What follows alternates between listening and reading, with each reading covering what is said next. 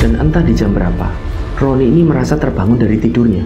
Jadi Roni ini merasa dalam kondisi antara sadar dan tidak sadar. Dia ini bangun karena mendengar ada suara kereta kuda yang berhenti tepat di depan shelter tempat Roni dan Pujo ini tidur. Waktu itu Roni ini perlahan membuka matanya. Dan benar aja, dia ini melihat ada satu kereta yang ditarik oleh 4 ekor kuda. Kereta itu nampak sangat mewah, berlapiskan dengan emas. Dan gak lama kemudian, ada sosok wanita yang turun dari kereta itu. Sosok wanita itu benar-benar cantik, kepalanya juga memakai mahkota. Dan mahkota itu juga berlapis emas yang dihiasi dengan rangkaian bunga-bunga melati. Nah, sosok wanita itu nampak turun dari kereta kencana. Lalu dia ini berdiri dan tangannya ini melambai ke arahnya si Pujo yang ada di sebelahnya Roni di dalam shelter.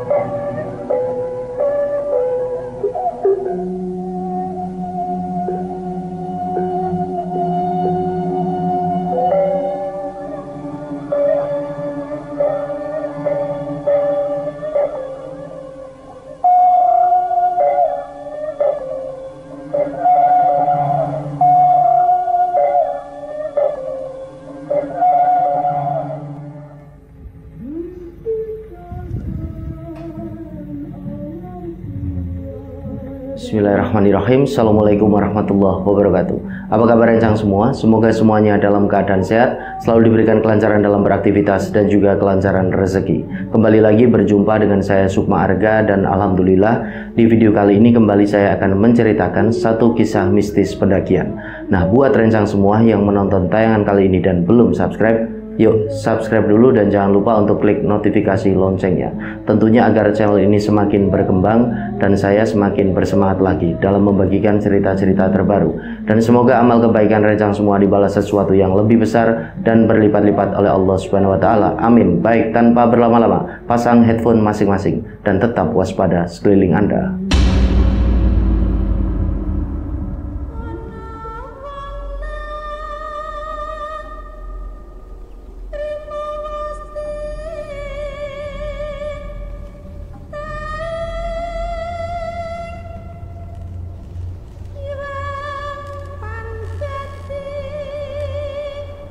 Oke, jadi kisah ini dibagikan oleh satu rencang kita yang bernama Roni.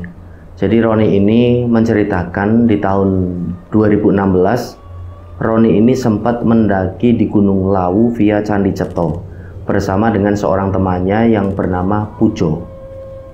Nah, kebetulan Roni dan Pujo ini memang teman satu kampung, dan kampung mereka itu terletak tidak jauh dari sekitaran Gunung Lawu. Jadi mereka itu tinggal di satu kampung yang berada di lereng dari Gunung Lawu.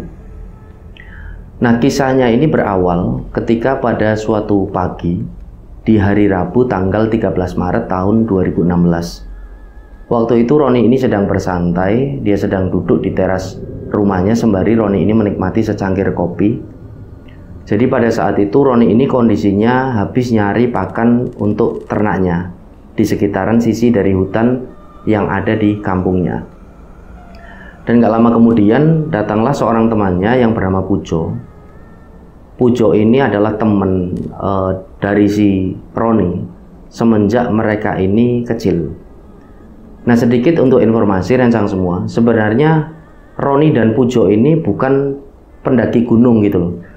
Akan tetapi karena kampung mereka itu berada di lereng dari Gunung Lawu, jadi naik turun gunung itu sudah menjadi ya hal yang biasa gitulah bagi mereka semenjak mereka ini kecil. Dalam artian ketika mereka berdua itu masih kecil, mereka sudah seringkali bermain di lereng gunung gitu, di sisi hutan bersama dengan teman-teman yang lain. Nah, beberapa kali mereka juga sempat masuk ke dalam kawasan hutan dan agak naik ke atas untuk sekedar ya seperti mencari jangkrik dan lain sebagainya. Nah, walaupun di kampung mereka itu nggak ada jalur pendakian, akan tetapi pengakuan dari Roni ini di sana, di kampungnya itu ada beberapa jalur yang biasa digunakan oleh para petani atau warga setempat untuk berjalan gitulah menuju ke ladang, atau sekedar untuk para warga ini jalan ke atas mencari kayu bakar. Nah, waktu itu Pujo ini bilang ke Roni, ketika Pujo ini datang ke rumahnya itu pagi-pagi, Pujo ini bilang, "Ron, besok gimana Ron? Hari Kamis itu kalau kita naik ke Gunung Lawu, mau nggak?" "Maksudmu ini gimana, Jo? Kan kita sudah biasa naik ke Gunung Lawu," jawab si Roni. "Maksudku, naik gunung kayak pendaki-pendaki gunung itu beneran loh. Bukan kita naik gunung seperti kita mau cari jangkrik atau mau cari pakan ternak." Nah, dari situ Roni ini agak heran. Ini kok tumben-tumbenan Pujo ini ngajakin dia naik gunung kayak para pendaki gunung beneran gitu. Kemudian Pujo ini kan bilang kalau dia ini akan mengajak si Roni itu naik ke Lawu via Candi Ceto. Jadi base camp dari Candi Ceto ini jaraknya nggak begitu jauh lah dari kampung mereka. Makanya si Pujo ini ngajakin lewat jalur Candi Ceto itu. Nah, setelahnya Roni pun mengiyakan gitu ajakan dari Pujo, karena menurut Roni itu akan menjadi satu pengalaman baru gitu dalam kehidupan mereka. Walaupun mereka ini anak gunung, anak asli dari lereng Gunung Lawu, akan tetapi kondisinya mereka berdua ini memang belum pernah sama sekali naik ke Gunung Lawu secara resmi. Dalam artian mereka ini belum pernah naik ke Gunung Lawu melalui jalur pendakian yang sudah disediakan gitu loh, khusus bagi para pendaki. Jadi belum pernah sama sekali waktu itu. Nah, singkat cerita, di sore harinya, di hari Rabu itu, Roni dan Pujo ini pun mulai mempersiapkan apa saja yang akan mereka itu bawa. Jadi mereka ini sempatkan untuk meminjam tenda ke salah satu teman kampung mereka yang sudah biasa naik gunung. Di situ ada teman mereka namanya Bowo. Jadi Bowo ini sudah biasa gitulah naik turun gunung, tidak cuma ke Lawu. Jadi gunung-gunung yang ada di sekitaran Jawa Tengah, Jawa Timur, bahkan Jawa Barat, Bowo ini sudah pernah naik. Jadi termasuk juga pendaki yang sudah berpengalaman lah. Nah, setelahnya Bowo ini memberitahu mereka apa saja yang harus dibawa. Jadi Bowo ini meminjamkan tidak hanya tenda, dia juga meminjamkannya seperti matras, sleeping bag, headlamp, kompor, dan lain sebagainya, nesting gitulah. Pokoknya yang wajib dibawa oleh para pendaki itu dipinjamkan oleh si Bowo sama si Roni dan Pujo itu. Nah, Bowo ini juga bilang ke Roni dan Pujo agar mereka ini tidak lupa untuk membawa logistik berupa makanan dan minuman ini yang cukup gitulah. Jangan sampai mereka ini nanti kehabisan ketika di atas. Nah, waktu itu Pujo ini kondisinya juga sempat ngajakin si Bowo untuk menemani mereka berdua ini naik ke Lawu, akan tetapi kondisi dari Bowo sedang tidak bisa bepergian dikarenakan waktu itu ibunya sedang sakit. Sedangkan kakak-kakak dari si Bowo itu dan juga bapaknya semuanya itu ada di Jakarta. Di sana mereka itu bekerja gitu loh. Jadi Bowo ini cuma sendirian di kampung menemani ibunya. Sorry, nah ketika ibunya ini sakit, ini kan secara otomatis Bowo tidak bisa lah gitu ninggal ibunya. Maka dari itu Bowo ini tidak bisa ketika diajakin mereka berdua untuk menemani naik ke Lawu. Nah, setelah semuanya ini ditata, peralatan itu, peralatan gunung, dari rumah Bowo, mereka berdua, si Roni dan Pujo pun membeli logistik di warung kelontong yang ada di sekitaran kampung mereka. Mereka beli makanan, mereka beli minuman. Setelahnya semua barang bawaan mereka itu ditaruh di rumahnya Pujo, karena memang rencananya besok mereka berdua akan berangkat pada hari Kamis di siang hari dari rumahnya Pujo. Nah, setelah semuanya beres, Roni pun pamit ke Pujo, dia pun pulang ke rumahnya. Singkat cerita, rencang semua di keesokan harinya, setelah Roni ini dari pagi sudah mencarikan pakan untuk ternaknya selama 2 hari, karena memang rencana dari si Roni dan Pujo ini kan akan naik ke Lawu ini selama 2 hari. Jadi si Roni ini pun mencarikan pakan untuk ternaknya terlebih dahulu gitu, mau ditinggal selama 2 hari gitu kan. Setelah selesai semuanya, Roni pun pamit sungkem dengan kedua orang tuanya, dan dia pun menuju ke rumahnya Pujo yang lokasinya tidak begitu jauh lah dari rumahnya. Nah, sesampainya di rumah Pujo, nampak Pujo ini sedang ngecek ulang perlengkapan dan logistik yang akan mereka berdua bawa. Barangkali masih ada yang kurang, mereka masih bisa memenuhi. Dan setelah dicek oleh si Pujo ini, dia ini bilang ke Roni, "Ron, aku tak ke kamar mandi dulu ya, tak kencing." Oh ya sudah. Nah, ketika Pujo ini sedang ke kamar mandi, Roni ini kan mau menaruh senter yang dia bawa itu. Jadi Roni ini bawa satu senter, dia mau taruh ke dalam tas keril yang mereka pinjam dari si Bowo itu. Nah, di situ Roni ini agak kaget karena tanpa sengaja Roni ini melihat ada sebuah keris. Keris ini ukurannya sedang gitu, ada di dalam tas keril itu.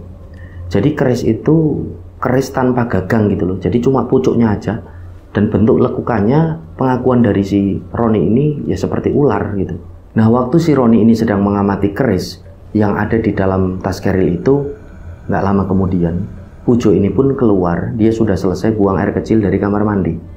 Kemudian Roni ini kan jadi tanya sama temannya itu, "Jo, kok itu ada keris di dalam tas keril? Mau ngapain kamu ini bawa-bawa keris ke Lawu?" Di situ Pujo ini cuma menjawab, "Ya nggak buat apa-apa lah Ron, cuma buat pegangan aja, buat iseng aja." Nah, setelah mendengar jawaban dari Pujo, Roni ini kan jadi merasa aneh. Dan karena masih penasaran, si Roni itu akhirnya sekali lagi dia ini tanya kan, dan bilang sama si Pujo, Jo, kamu ini pasti mau aneh-aneh. Nggak usah aneh-aneh ya. Kamu ini sebenarnya mau ngapain ngajakin aku ke Lawu?" Nah, Pujo ini cuma menjawab, "Enggak lah, emang mau aneh-aneh apa Ron? Wong aku ngajak kamu ke Lawu cuma mau camping aja kok. Ya biar punya pengalaman baru lah. Masa kita anak lereng gunung nggak pernah mendaki secara resmi ke Gunung Lawu." "Oh ya wes kalau gitu, tak kirain kamu mau aneh-aneh," kata si Roni itu.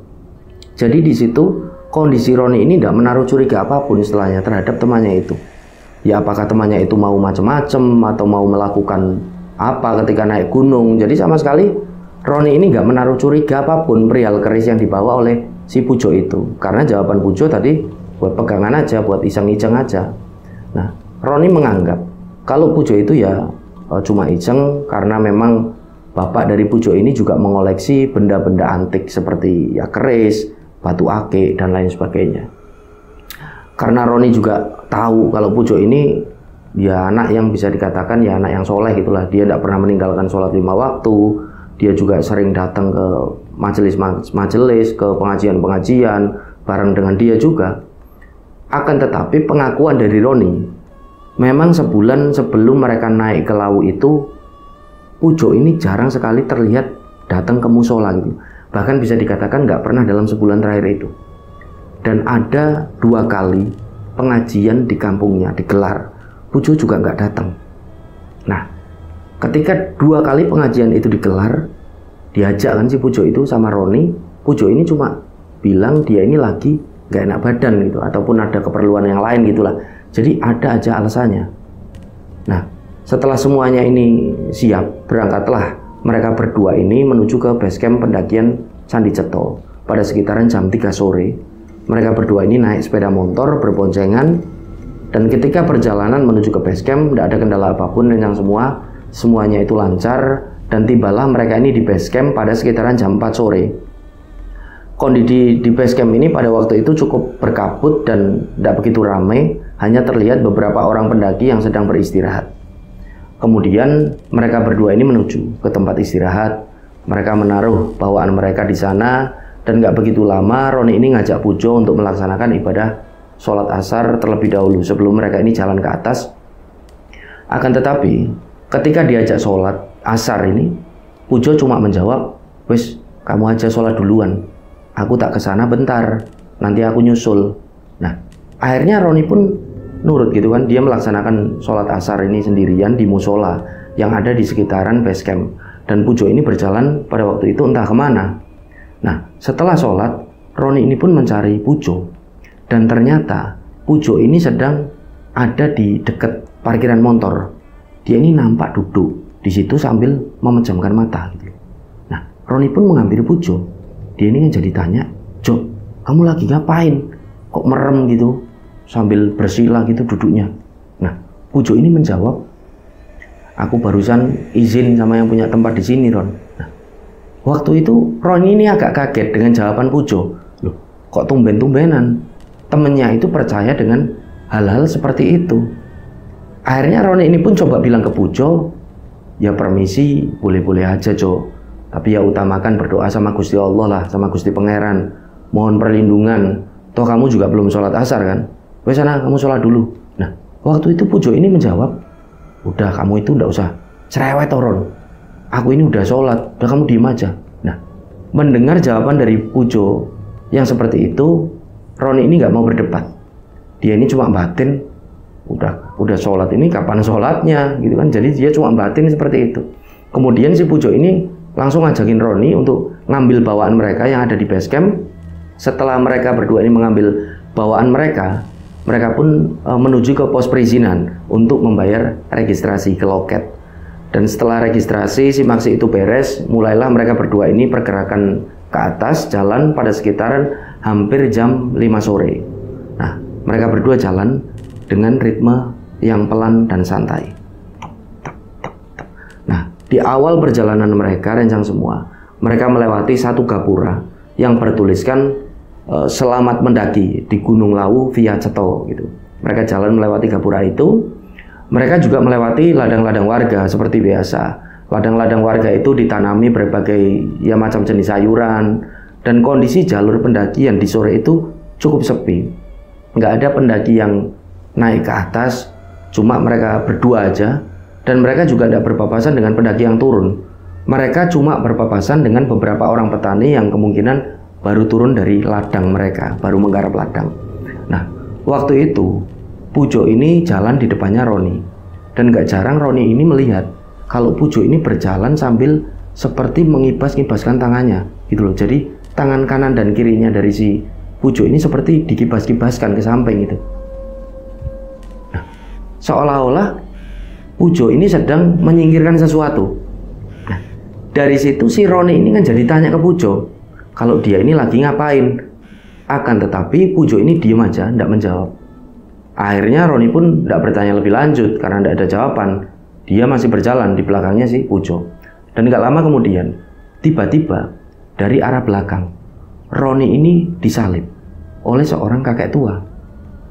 Jadi kakek tua itu berpakaian serba hitam, mengenakan topi caping khas petani gitu ya, yang berbentuk kerucut, dan nampak nggak mengenakan alas kaki, jadi nyeker aja. Nah, yang membuat Roni itu merasa aneh pada saat itu, tubuh dari kakek tua itu mengeluarkan aroma wangi bunga kantil, jadi benar-benar wangi. Dan aromanya ini Roni kenali betul, ini aroma bunga kantil. Dan setelah nyalip si Roni, posisi kakek tua itu berada di depannya Roni. Beliau ini tanya, kakek tua itu tanya ke Roni, "Le, arep munggah?" "Oh nggih mbah, badhe camping." "Oh ya wis, hati-hati yo Le, ning dhuwur cuacane gak tentu, kadang udan, kadang badhe." "Oh nggih mbah, iku kancamu jaganen sing mlaku ning ngarep jaganen, dikandani aja gemagah, ndak kualat mengko." "Oh nggih mbah, matur nuwun." Jadi kakek tua ini bicara dengan Roni dengan posisi kakek tua ini tidak menoleh sama sekali. Jadi Roni ini tidak sempat melihat wajah dari sosok kakek tua itu. Kemudian kakek tua itu nampak berjalan cepat meninggalkan si Roni. Nah, karena memang di sore itu kabut ini sudah turun dengan cukup tebal dan membuat jarak pandang Roni itu terbatas. Tiba-tiba sosok kakek tua itu udah nggak kelihatan di depannya. Kok jalannya ini cepat bener? Nah, kondisinya Pujo itu jalan kira-kira berjarak 10 langkah gitu di depannya si Roni. Di situ Roni ini agak kaget dengan hilangnya kakek tua itu secara tiba-tiba, juga dengan apa yang barusan diucapkan oleh kakek tua itu perihal temannya si Pujo. Roni ini bingung, maksud kakek tua itu apa ya? Maksudnya kok dia ini disuruh jagain Pujo, dan Pujo ini tidak boleh gemagah, jangan sok gitulah biar tidak kualat. Nah, karena Roni ini menangkap ada satu kejanggalan, dia pun akhirnya berjalan agak cepat gitu kan, untuk menyusul ke arahnya si Pujo yang ada di depannya. Nah, begitu dekat dengan si Pujo, Roni ini kan jadi tanya perihal sosok kakek tua barusan. Akan tetapi Pujo ini ternyata nggak melihat adanya sosok kakek tua yang nyalip mereka berdua. Nah, waktu itu Roni ini menjelaskan kalau barusan dia ini disalib kok sama sosok kakek tua, dan sosok itu sempat menasihati dia untuk menjaga Pujo biar Pujo ini tidak gemagah, tidak sok-sokan. Bisa jadi kalau dia ini nanti gemagah sok-sokan, dia jadi kualat. Nah, kemudian Pujo ini cuma menanggapi dengan benar-benar santai. Pada saat itu dia ini cuma bilang ke Roni, "Daron, sosok model begituan nggak usah diurusin, nggak usah digubris. Itu barusan yang kamu lihat paling sosok jin penghuni dari Gunung Lawu, tapi ya jin yang levelnya itu kroco atau ya nggak punya kekuatan lah, niatnya cuma mau ngusilin kita aja, mau bikin kita takut.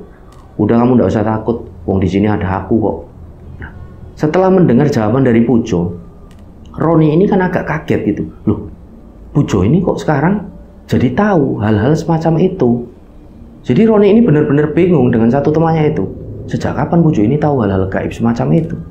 Akan tetapi Roni ini tidak bertanya lebih lanjut kondisinya. Dia ini cuma batin aja. Udahlah, nanti kalau udah ya mendirikan tenda gitu, baru aku mau tanya-tanya ke Pujo. Nah, mereka berdua pun tetap lanjut jalan dengan ritme yang pelan. Jadi meskipun baru aja Roni ini mengalami ya satu kejadian mistis gitulah, akan tetapi setelah dia ini ditenangkan oleh Pujo, Roni pun merasa baik-baik aja. Dia meredam rasa takutnya itu, dan gak lama kemudian tibalah mereka di satu lokasi yang dinamakan Candi Ketek. Di sana mereka berdua ini tidak berhenti, mereka tetap lanjut jalan di tengah-tengah kabut yang semakin menebal.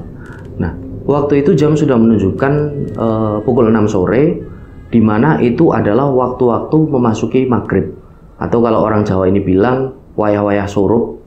Di situ Roni ini ngajak Pujo untuk berhenti, karena menurut Roni nggak bagus kalau jalan di waktu maghrib. Lagian mumpung jalur ini masih cukup landai, cukup lebar, mereka bisa beristirahat. Sekalian mereka ini bisa menunaikan ibadah sholat maghrib. Akan tetapi di situ Pujo ini bilang, udah bentar lagi aja. Sekalian kita istirahatnya di pos 1, paling sebentar lagi. Sembari si Pujo ini memperlihatkan peta pendakian yang sempat dia dapat ketika registrasi tadi di pos perizinan. Akhirnya Roni ini nurut, mereka pun masih tetap melanjutkan perjalanan dan mulai menyalakan penerangan. Jadi mereka ini cuma bawa satu headlamp dan satu senter kondisinya, mereka jalan dengan pelan. Nah, singkat cerita, tibalah mereka ini di pos 1 yang dinamakan pos Mbah Branti. Pada sekitaran jam 6:30 malam, mereka memutuskan beristirahat di sana. Dan Roni ini mengajak Pujo untuk melaksanakan ibadah sholat maghrib berjamaah. Akan tetapi lagi-lagi Pujo ini bilang ke Roni kalau Roni ini disuruh sholat duluan aja lah, dan dia ini nanti akan nyusul sholat. Nah, Roni ini nurut lagi, dia melaksanakan ibadah sholat maghrib sendirian, dan Pujo ini nampak berjalan entah kemana. Dan setelah selesai sholat maghrib, Roni ini nggak melihat keberadaan Pujo di pos 1 itu. Jadi Roni ini akhirnya batin, ini Pujo kemana ya? Tak tinggal sholat bentar kalau udah nggak kelihatan. Dia pun akhirnya memanggil temannya itu kan, Jo, Pujo, Jo. Tapi nggak ada sautan sama sekali. Dan kondisi pada waktu itu rencang semua bener-bener sepi di pos 1 itu. Nggak ada pendaki satupun yang ada di sana selain mereka berdua. Nah, setelah dipanggil oleh si Roni, agak lama ini dipanggil dan Pujo ini nggak kunjung menyahuti. Roni ini kan jadi khawatir. Kemudian Roni ini jalan di sekitaran pos 1 untuk mencari si Pujo. Dan ternyata Pujo ini sedang duduk di sisi dari sebuah pohon yang cukup besar. Pujo ini duduk di situ sambil memejamkan matanya. Nah, Roni ini kan kaget, dia langsung menghampiri si Pujo itu. Dan setelah berada di dekat si Pujo, Roni ini melihat kalau di sebelahnya Pujo itu seperti ada dupa. Jadi kira-kira ada 5 dupa yang sudah tertancap di tanah dan nampak dupa itu sudah terbakar. Nah, di situ Roni ini langsung tanya ke Pujo, "Jo, kamu ini lagi ngapain sebenarnya?" Pujo ini membuka matanya, tapi dia ini tidak menjawab. Dia ini cuma diem aja. Nah, lalu dia malah mengajak si Roni untuk kembali ke shelter yang ada di pos 1 itu. Nah, Roni ini nurut. Tapi Roni ini kan masih penasaran, ini sebenarnya kok dupa ini, Pujo ini lagi ngapain gitu loh. Nah, waktu itu akhirnya Pujo ini bilang sama Roni, "Nggak tahu itu dupa udah ada di sini kok. Kemungkinan ya orang-orang atau warga dari sekitaran lereng Lawu tadi yang nancepin dupa ini di sini untuk sesaji atau untuk apa." Jawaban Pujo pada waktu itu cuma seperti itu. Oh ya bisa jadi Jo. Nah setelahnya Pujo pun ngajak Roni untuk melanjutkan perjalanan menuju ke pos selanjutnya. Nah mereka ini jalan. Nah ketika mereka ini jalan, Pujo ini sempat bilang sama Roni, Ron, nanti kita mendirikan tenda di pos 2 aja ya. Di sana kan menurut info dari mas-mas yang jaga pos perizinan, di sana itu nanti ada shelter yang bisa dibuat untuk istirahat gitulah. Jadi kita nggak usah mendirikan tenda, kita nginep aja di sana. Baru besok pagi-pagi kita melanjutkan pendakian, langsung kita jalan menuju ke puncak. Nah, waktu itu Roni ini sempat menjawab, Jo, apa nggak kejauhan Jo? Kalau kita nginepnya di pos 2, terus besok pagi-pagi ini kita langsung patas ke puncak, itu apa nggak terlalu jauh? Nah, Pujo ini nggak menjawab. Dia cuma menepuk-nepuk pundak dari si Roni, kemudian mengajaknya untuk melanjutkan perjalanan ke atas. Nah, formasi jalannya masih utuh. Pujo ini jalan di depannya si Roni. Nah, mereka ini jalan untuk menuju ke pos 2 yang dinamakan pos Brakseng. Singkat cerita, pada sekitaran jam 8 malam, mereka berdua ini tiba di pos 2 yang dinamakan pos Brakseng. Di sana kondisinya benar-benar sepi, sangat gelap dan sunyi. Kemudian mereka berdua ini langsung menuju ke satu shelter yang ada di sana. Jadi shelter yang ada di sana dibuat menggunakan seng dan bisa memang digunakan untuk istirahat para pendaki, untuk istirahat ataupun untuk tidur itu bisa digunakan rencang semua. Nah, ketika sudah berada di dalam shelter, mereka mulai menata bawaan mereka mengeluarkan matras untuk alas mereka tidur, mereka juga mengeluarkan sleeping bag untuk selimut mereka. Dan nggak begitu lama mereka pun mulai masak untuk makan malam. Nah setelah masakan matang, mereka pun mulai makan malam sembari mengobrol. Nah di tengah-tengah mereka ini sedang makan malam, tiba-tiba terdengar suara burung gagak yang seolah-olah sedang terbang mengelilingi lokasi dari pos 2 itu. Waktu itu Roni ini nampak mulai nggak tenang gitu loh. Dia ini mulai agak ketakutan. Matanya itu melihat ke atas terus, ke arah atas dari sebuah pohon besar yang ada di pos 2 di Brakseng itu. Kemudian Roni ini bilang ke Pujo, Jo, kok ada suara burung gagak ya? Ini jangan-jangan pertanda mau ada apa-apa. Karena pengakuan dari Roni rencang semua, kalau warga yang ada di kampungnya itu masih mempercayai kalau ada suara burung gagak di malam hari, itu bisa jadi adalah pertanda akan ada kematian di sebuah desa. Waktu itu Pujo ini malah tertawa dulu mendengar apa yang diucapkan oleh si Roni. Pujo ini bilang ke Roni, Ron, kamu ini kan sholatnya terus-terusan. Kok masih percaya dan takut dengan hal-hal semacam itu? Udahlah kamu ini nggak usah takut. Tadi kan aku bilang, di sini ada aku. Udah kamu tenang aja, nggak bakal ada apa-apa. Lagian wong namanya di alas, di gunung, di hutan, ya pasti ada lah yang namanya burung. Entah itu burung hantu, burung gagak, burung gaok, atau burung apa, ya pasti ada lah. Udah kamu ini mikirnya nggak usah macam-macam, santai aja. Di situ Roni ini pun agak tenang setelah mendapatkan jawaban dari si Pujo itu. Mereka berdua tetap melanjutkan makan malam dan perlahan suara dari burung gagak itu pun mulai menghilang gitu loh. Seperti ya menjauh dari lokasi mereka berdua itu beristirahat di pos 2 itu. Nah, setelah makan malam, mereka berdua ini sempatkan untuk bersantai di depan shelter. Mereka menyeduh kopi untuk menghangatkan badan. Dan kondisi di malam itu kabut ini turun dengan cukup tebal. Dan gak begitu lama Pujo ini bilang ke Roni kalau dia ini mau kencing, dia ini mau buang air kecil. Setelahnya Pujo ini jalan meninggalkan Roni untuk mencari tempat kencing, untuk mencari tempat buang air kecil. Dan Roni pun nunggu kondisinya di depan shelter sambil dia ini menyesap kopi itu, sambil menghisap sebatang rokok. Dan gak lama kemudian Roni itu mendengar kalau dari dalam tas keril yang mereka bawa itu terdengar seperti suara gemblutuk gitu loh. Nah, Roni ini kan jadi agak kaget gitu. Dia ini noleh ke arah tas keril itu, dan memang pengakuan dari Roni, tas keril itu nampak bergerak-gerak sendiri gitu. Nah, karena penasaran, walaupun Roni ini agak merinding gitu, Roni pun menghampiri tas keril itu yang kondisinya ada di dalam shelter. Nah, Roni ini jalan menghampiri tas keril itu, dan setelah dihampiri oleh Roni, tas keril itu tidak bergerak lagi. Jadi Roni ini penasaran dan semua, karena memang semenjak mereka ini berangkat, Roni ini tidak pernah melihat isi dari tas keril itu yang bawa ini dan tahu isinya ini semuanya si Pujo. Karena kondisinya si Roni ini cuma disuruh bawa tas kecil gitu loh, seperti depak lah untuk membawa yang kecil-kecil, seperti senter, headlamp, rokok, dan lain sebagainya. Nah, ketika tas itu dibuka oleh si Roni ini ngaduk-ngaduk kan isi di dalamnya. Kemudian dia ini benar-benar kaget.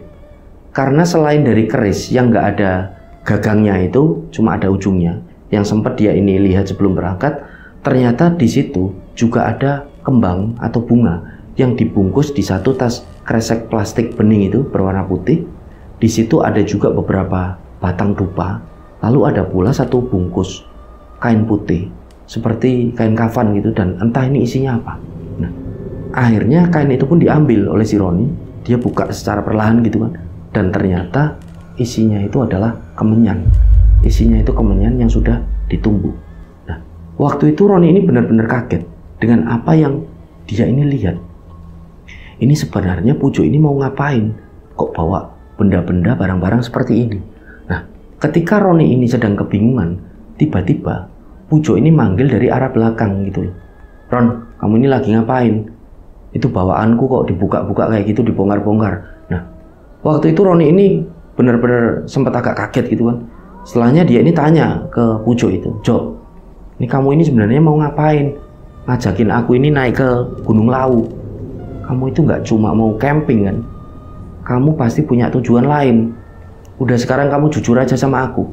Nah, akhirnya di momen itu, karena kemungkinan sudah ketahuan gitu sama si Roni, Pujo pun menjelaskan kalau sebenarnya tujuan Pujo mengajak Roni naik ke Gunung Lawu selain untuk refreshing atau camping, nyari pengalaman baru gitulah, Pujo juga sekalian akan melakukan suatu ritual, di mana ritual itu adalah ritual penarikan pusaka, yang lokasinya pengakuan dari Pujo sudah dia deteksi semenjak naik ini ada di sekitaran dari pos 2 itu, pos Braseng. Nah, waktu itu Roni ini benar-benar kaget. Dia ini geleng-geleng kepala. Dia kaget, benar-benar kaget dengan apa yang sudah dijelaskan oleh Pujo. Nah, penyebab dari Roni ini kaget, ini sejak kapan gitu kan? Pujo ini main-main hal-hal semacam klenik seperti itu. Pujo yang aku kenal ini enggak suka dengan hal-hal yang berbau klenik atau supranatural seperti ini. Nah, di situ Roni ini kan coba untuk menasihati si Pujo, kalau dia ini enggak usah macam-macam gitulah. Karena kalau melakukan hal-hal semacam itu seperti klenik, supranatural itu kalau sembarangan itu kan bisa berbahaya, setahu Roni. Nah, Roni ini kan tahu hal-hal semacam itu dari bapaknya Pujo juga, yang memang ya suka mengoleksi benda-benda antik seperti keris, batu akik. Bapaknya Pujo juga ya mempelajari sedikit ilmu kebatinan gitulah. Nah, di situ Roni ini terus-terusan mengingatkan, dan Roni ini juga mengingatkan si Pujo kembali bahwasanya sosok kakek tua yang menurut Pujo ini adalah jin yang usil, yang jahil. Yang menurut Roni akhirnya dia berasumsi kemungkinan sosok jin itu ya baik karena berusaha menasihati kamu Jo agar kamu ini nggak melakukan hal-hal semacam ini, karena kemungkinan sosok itu ya sudah tahu gitulah kakek tua itu kamu berniat seperti ini. Nah, di situ Pujo ini seakan-akan terus menenangkan si Roni kalau mereka ini akan baik-baik aja. Udahlah Ron, kamu itu yang tenang, nggak bakalan ada apa-apa yang terjadi sama kita berdua. Kamu tahu nggak, aku udah belajar ini udah hampir 2 bulanan sama temenku dari desa sebelah. Aku udah ngelakuin tirakat, aku udah sempat bertapa. Dan kenapa aku mau narik pusaka yang ada di sini? Ini karena menurut temenku di sini ada pusaka dengan khodam macan putih. Dan kalau bisa tak tarik sama aku, khodam ini bisa membuat aku sakti Ron, bisa membuat aku ini kuat. Aku ini jadi nggak takut apa-apa. Aku ini jadi sangat pemberani. Nah, di situ Roni ini benar-benar udah nggak habis pikir dengan kelakuan satu temannya itu. Dia ini benar-benar shock melihat perubahan dari Pujo, yang ternyata Pujo ini sudah mempelajari hal-hal semacam itu seperti klenik gitulah udah hampir selama 2 bulan. Nah, kemudian karena Roni ini agak kecewa gitu, dia pun memilih untuk tidur karena dia benar-benar kecewa dengan temannya itu. Dan ketika Roni ini sudah masuk ke dalam sleeping bag, dia melihat kalau Pujo ini masih duduk sembari menikmati kopi dan sebatang rokok, dan gak begitu lama Roni ini pun tertidur. Nah, singkat cerita, pada sekitaran jam 1 dini hari, Roni ini terbangun karena dia pengen buang air kecil, pengen kencing dia. Nah, waktu Roni ini terbangun, dia nggak melihat adanya Pujo di shelter itu. Nah, Roni ini kan langsung batin, ini jangan-jangan Pujo sedang melakukan ritual. Dia pun ngecek kan ke dalam tas keril itu, yang tadi ada benda-benda yang Pujo ini bawa. Dan benar aja benda-benda yang tadi dia lihat ada di dalam tas keril itu udah nggak ada sama sekali. Setelahnya Roni ini pun jalan untuk mencari tempat buang air kecil. Dan gak lama kemudian Roni pun menemukan sebuah tempat. Dia buang air kecil di situ, kencing. Nah, selesai buang air kecil, tiba-tiba Roni ini mendengar seperti ada suara-suara aneh. Dan sumber suara itu terdengar gak jauh dari tempat dia ini kencing. Jadi suara-suara aneh itu benar-benar didengar oleh si Roni. Nah, kemudian Roni ini kan jadi penasaran. Dia ini jalan dengan pelan. Dia berusaha mencari sumber suara itu. Dan benar aja, gak jauh dari tempat dia tadi kencing, dia ini melihat kalau temannya, si Pujo itu sedang terbaring di atas tanah dengan kondisi mata ini terpejam. Dan kedua tangannya ini bersedekap gitu. Nah, di sekitaran dari Pujo, terbaring itu terdengar suara-suara aneh yang seolah-olah mengitari dari si Pujo itu. Nah, kondisinya Roni itu benar-benar bingung. Dia ini ketakutan dan bingung antara mau menghentikan ritual itu atau dia diam dulu sembari mengamati kejadian itu gitu loh. Nah, di tengah kondisi dari Roni yang sedang dilema, nggak begitu lama Pujo ini nampak membuka matanya. Nah, dia pun terduduk. Lalu dia terlihat membereskan semua benda-benda yang ada di sebelahnya. Jadi seperti keris, kain kafan dan lain sebagainya. Kemudian Pujo ini berdiri, mengeluarkan sesuatu dari saku jaketnya, dikeluarkan. Waktu itu Roni ini nggak bisa melihat dengan jelas apa yang dikeluarkan oleh Pujo karena jaraknya ini agak jauh. Nah, kemudian Pujo ini jalan menuju ke arah dari shelter mereka berdua. Nah, setelah Roni ini berada di shelter, dia ini kan jadi tanya sama si Pujo ini, "Jo, barusan kamu ini ngelakuin apa?" Nah, Pujo ini menjawab dengan sangat santai, "Ya barusan aku melakukan ritual lah, penarikan pusaka." Dan Pujo ini memperlihatkan sesuatu ke Roni. Dan ternyata itu adalah sebuah batu yang berwarna merah delima. Pujo ini menjelaskan kalau dia melakukan ritual untuk mendapatkan batu merah delima itu.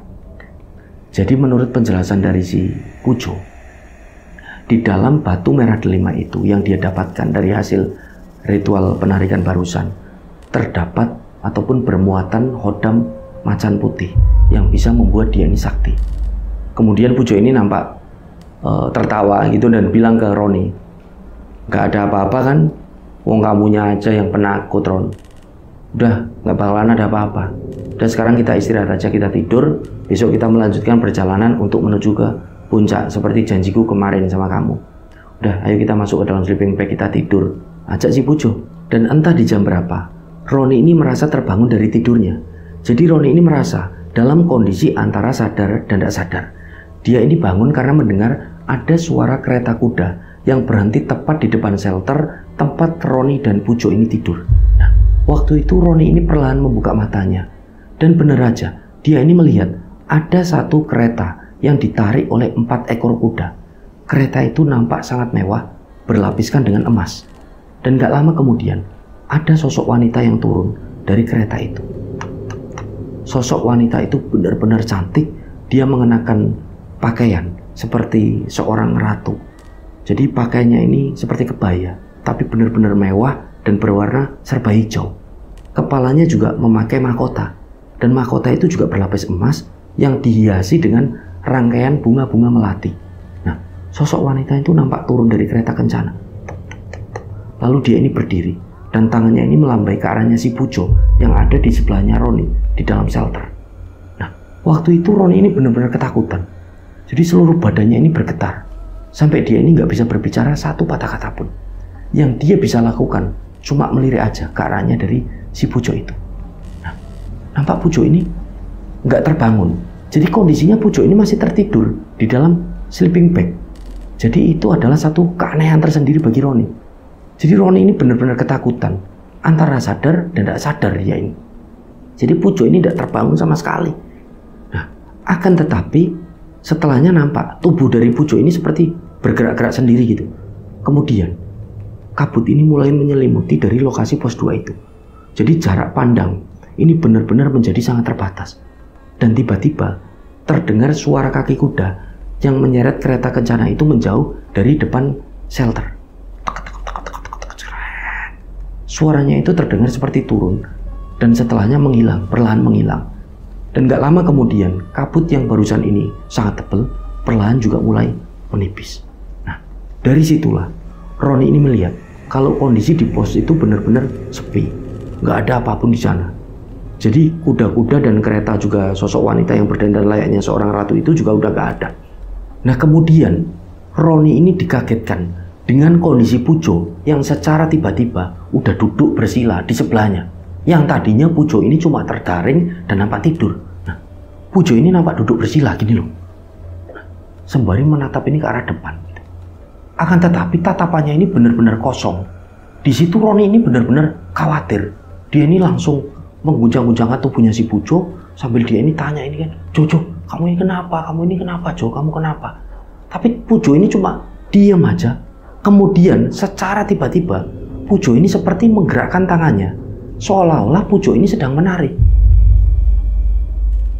Dan terdengar sayup-sayup lirih ini kalau Pujo ini menembangkan lagu Jawa, seolah-olah Pujo ini menjadi seorang sinden.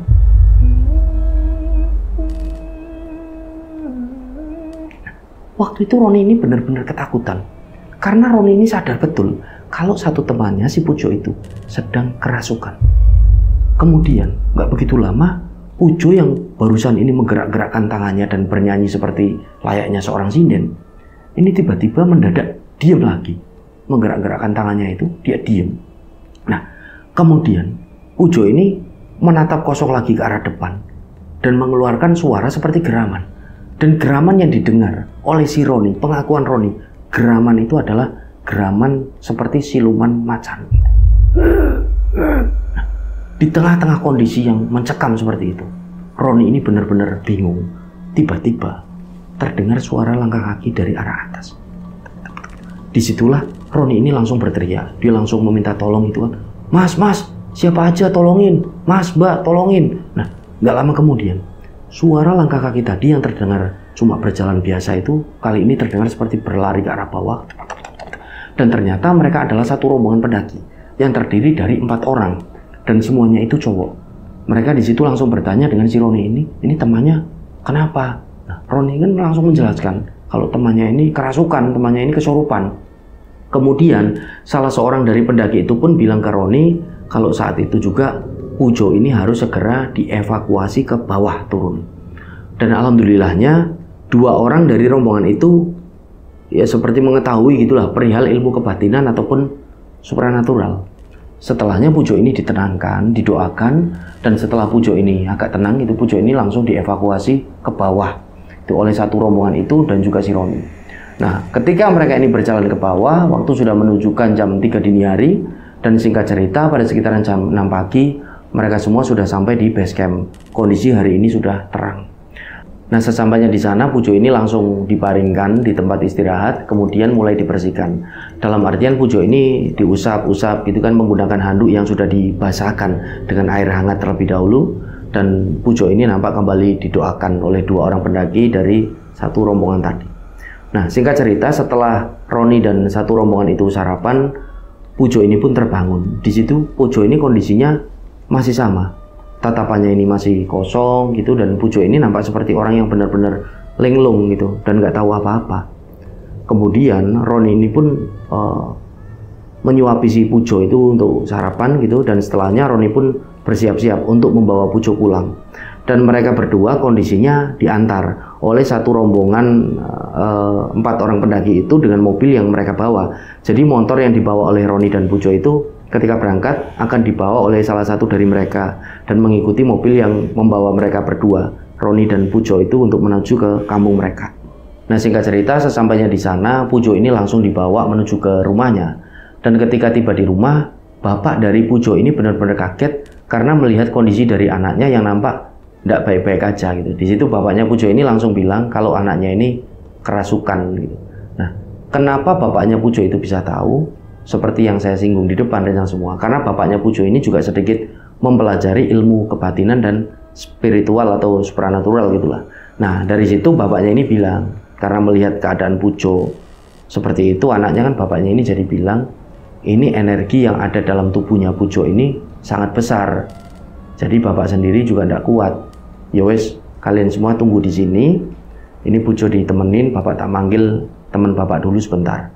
Nah, gak lama kemudian bapaknya Pujo ini pun datang lagi bersama dengan seorang lelaki Parubaya yang seumuran dengan bapaknya Pujo itu.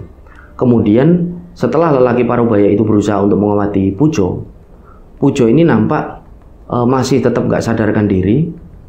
Jadi lelaki Parubaya itu bilang kalau yang ada di dalam tubuhnya Pujo ini gak cuma satu sosok, akan tetapi ada beberapa sosok.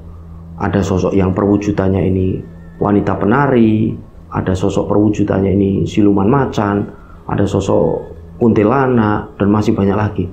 Dan yang paling susah untuk diusir adalah sosok jin yang berusia sudah sangat tua, ratusan tahun. Dan jika cerita, setelah cukup lama bermediasi antara lelaki Parubaya itu dan sosok-sosok jin yang ada di dalam tubuhnya Pujo, Pujo ini nampak seperti menggeliat-geliat, dia ini menggeram-geram seperti kesakitan gitu. Setelahnya kembali dia ini tidak sadarkan diri. Nah, setelahnya bapaknya dari Pujo ini disuruh oleh lelaki Parubaya itu mempersiapkan acara seperti ruatan gitulah. Nah, bapaknya ini langsung disuruh mempersiapkan acara itu dari mulai sekarang juga. Jadi ya seperti sesaji, seperti ya air kembang, gendingan gamelan, lalu ada harus pula disediakan 2 orang penari, pengakuan dari Roni. Nah, semuanya itu mulai langsung dipersiapkan, dan pada sekitaran jam 3 sore setelah semuanya ini siap, acara ruatan itu pun dimulai. Nah, di situ Pujo ini pun mulai diruat rencang semua. Dan ketika prosesi acara ruatan itu sedang berlangsung, mendadak langit itu menjadi gelap. Angin ini berembus dengan sangat kencang. Hush, hush. Dan petir ini seperti terus-menerus ini menyambar. Dar, dar.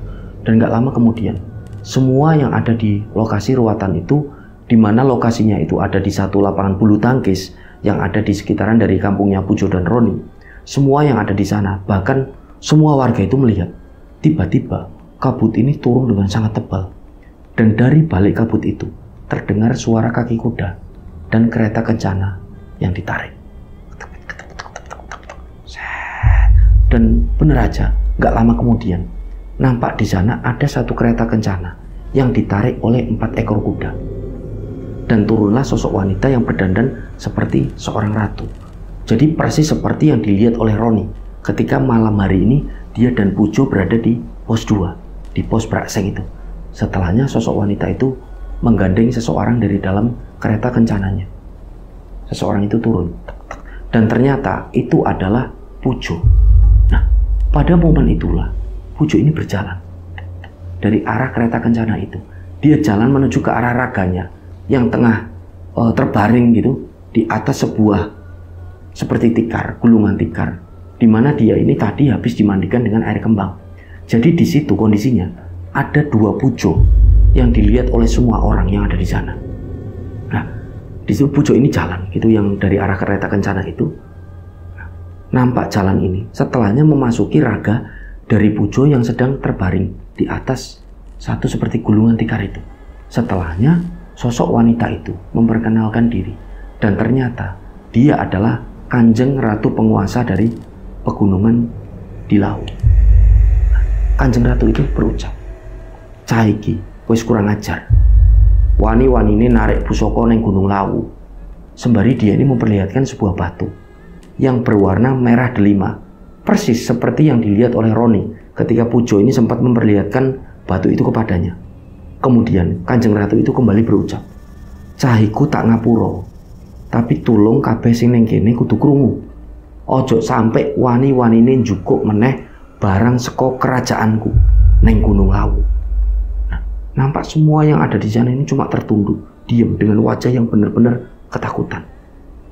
Kemudian, gak begitu lama, sosok Kanjeng Ratu itu kembali menaiki kereta kencananya dan meninggalkan lokasi itu.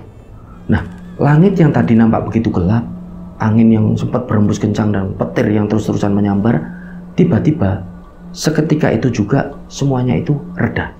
Dan gak lama kemudian Pujo ini nampak terbangun.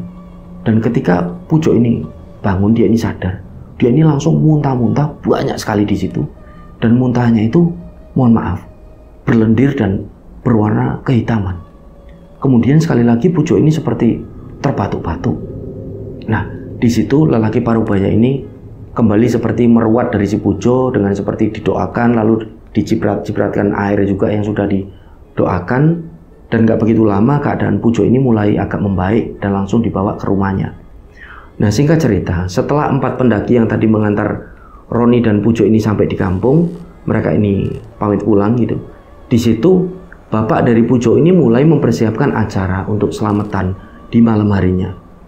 Nah, di tengah-tengah persiapan itu Pujo ini sudah nampak membaik gitulah. Dia pun menceritakan apa yang dia ini alami. Jadi pada waktu itu rencang semua, ketika Pujo ini sedang tidur di pos 2 di Brakseng, Pujo ini merasa kalau dia ini terbangun. Nah, setelahnya dia ini melihat kalau ada sosok wanita ini yang melambai ke arahnya.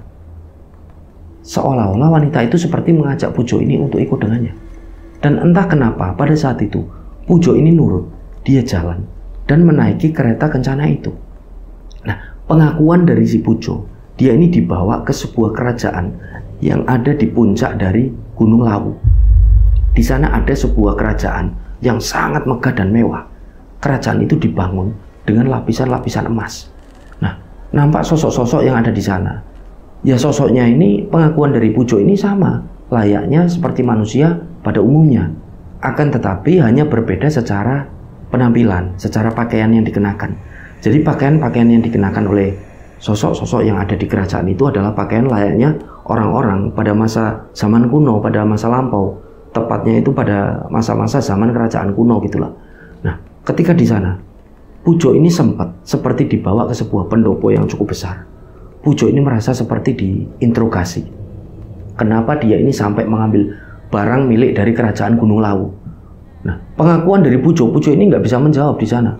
Pujo ini cuma bisa nangis karena dia ini benar-benar ketakutan. Dia ini minta ampun dan minta untuk diantar pulang. Sampai pada akhirnya Kanjeng Ratu itu memaafkan Pujo dan dia pun mengantarkan Pujo ini pulang. Jadi Kanjeng Ratu itu sempat bilang kalau keluarga dan teman-teman ini tidak peduli sama kamu, kamu ini tidak bakal tak anterin. Beruntungnya keluargamu dan teman-teman ini masih memperdulikanmu dan menunggu kamu untuk pulang. Dan waktu itu Kanjeng Ratu itu juga berpesan ke Pujo kalau jangan sampai dia mengulangi perbuatan seperti itu lagi, mengambil apa yang bukan menjadi haknya. Dan sampai pada akhirnya Pujo ini pun diantar pulang tadi kan oleh Kanjeng Ratu dengan kereta kencananya dan dikembalikan sukmanya itu ke dalam raganya. Ketika tadi Pujo ini seperti diadakan ruatan, itu prosesi ruatan. Nah, semua yang ada di sana benar-benar kaget mendengar penjelasan dari Pujo. Dan bapaknya juga berpesan ke Pujo kalau ya mau belajar ilmu-ilmu seperti itu ya harus ada gurunya dan gak asal-asalan mengikuti apa kata teman mutok gitu loh. Itu malah bisa menjadi bumerang ataupun bom waktu yang sangat berbahaya untuk dirimu sendiri. Kemudian Pujo ini pun memeluk bapaknya.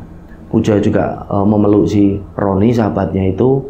Dia minta maaf sama Roni karena sempat dia ini tidak mendengarkan apa yang Roni nasihatkan kepada dirinya. Nah, Roni ini cuma bilang ke Pujo, ya wes lah Jo, nggak apa-apa. Toh kejadian ini bisa dijadikan pelajaran. Mulai sekarang, ya aku sebagai temanmu ini cuma berharap, udahlah nggak usah aneh-aneh lagi.